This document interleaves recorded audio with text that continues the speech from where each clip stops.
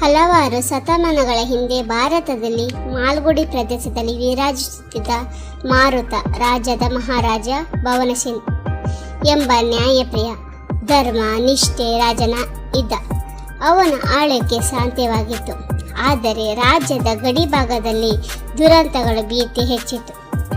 ಒಂದು ದಿನ ರಾಜ ತನ್ನ ಪ್ರಜೆಗಳ ಭದ್ರತೆಗಾಗಿ ಗಡಿ ಭಾಗದ ಪ್ರಭುಗಳನ್ನು ಒಗ್ಗೂಡಿಸಿ ಸಭೆ ನಡೆಸಿದರು. ಆ ಸಭೆಯಲ್ಲಿ ಒಬ್ಬ ಯುವ ರಾಜಕುಮಾರ ವೀರಸಿಂಗ್ ತನ್ನ ಹುಮ್ಮಸ್ಸ ತೋರಿಸಿ, ಮಹಾರಾಜ, ನಾನು ನನ್ನ ಪ್ರಾಣವನ್ನೇ ಪಣಗಿಟ್ಟು ಈ ದುರಂತಗಳನ್ನು ಸೋಲಿಸುತ್ತೇನೆ ಎಂದು ಘೋಷಿಸಿದನು.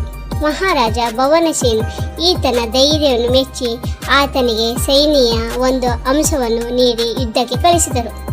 ವೀರಸಿಂಗ ತನ್ನ ಬುದ್ಧಿ ಮತ್ತು ಶೌರ್ಯದಿಂದ ದ್ರೋಹಗಳನ್ನು ಮುರಿದು ಅವರನ್ನು ಪರಾಭವಗೊಳಿಸಿದನು.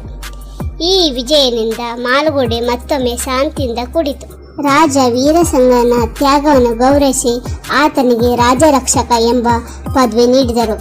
ಈ ರೀತಿಯಾಗಿ ಧರ್ಮ ಮತ್ತು ಧೈರ್ಯದ ಗೆಲುವು ನಮ್ಮ ಸಂಸ್ಕೃತಿಯ ಪಾಲಾಗಿದ್ದು, ನಾವೆಂದಿಗೂ ಅದನ್ನು ಕಾಪಾಡಬೇಕು ಎಂಬ ಸಂದೇಶ ಈ ಕಥೆಯಲ್ಲಿ ನಮಗೆ ನೀಡುತ್ತಿದೆ. ಕತೆ ಇಷ್ಟ ಆದರೆ ಲೈಕ್ ಮಾಡಿ, ಶೇರ್ ಮಾಡಿ ಆ್ಯಂಡ್ ಕಮೆಂಟ್ ಮಾಡಿ.